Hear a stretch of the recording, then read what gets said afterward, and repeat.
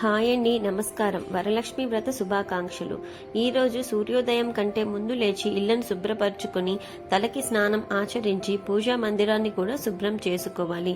పూజా మందిరాన్ని, ద్వారబంధాన్ని పూలతోటి, మామిడి తోరణాలతోటి అందంగా అలంకరించుకోవాలి. ముందుగా గడపలక్ష్మికి పూజ చేసుకోవాలి. శ్రావణ మాసంలో ప్రతి ఇల్లు దేవాలయంగా కనిపిస్తుంది. లక్ష్మీదేవి అలంకార ప్రియురాలు. మనం ఎంత బాగా అలంకరణ చేసుకుని అమ్మవారిని పూజిస్తే అమ్మవారు అంత సంతోషపడతారు. కలశం అమ్మవారి ప్రతిరూపం. మనం కలశాన్ని పెట్టి కూడా అమ్మవారిని పూజించుకోవచ్చు. మనం లక్ష్మీదేవిని పూజించేటప్పుడు పువ్వులు సువాసన భరితముగా ఎర్రటి పుష్పాలు, చామంతి పువ్వులతోటి అమ్మవారిని పూజ చేసుకోవాలి.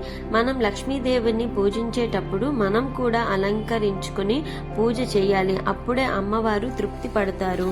ఆ అమ్మవారి యొక్క కరుణ మన మీద ఉన్నది అంటే మన జీవితంలో ఎటువంటి లోటు ఉండదు. లక్ష్మీదేవి అనుగ్రహం కలిగి ఉంటే మనకు సిరి సంపదలు ఎటువంటి లోటు ఉండదు. ఈ సంపద అంటే ఆరోగ్యం కూడా అని అనుకోవాలి. లక్ష్మీదేవి అనుగ్రహం ఉంటే సకల సంపదలు చేకూరుతాయి. లక్ష్మీదేవి అమ్మవారిని ధ్యానించుకొని పసుపు కుంకాలతోని, పువ్వులతోని చక్కగా పూజ చేసుకోవాలి. అమ్మవారి యొక్క అనుగ్రహం కలిగేలా మనం ధూపాన్ని కూడా అమ్మవారికి సమర్పించుకోవాలి. అమ్మవారికి ఆకు, వక్క, అరటిపళ్ళు, తాంబూలాన్ని కూడా పెట్టాలి.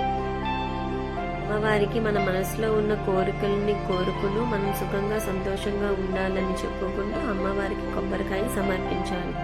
అమ్మవారికి మంగళహారతి పాడుతూ అమ్మవారికి హారతిని కూడా ఇవ్వాలి.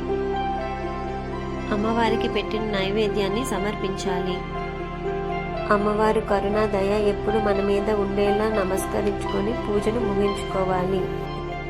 Thank you for watching.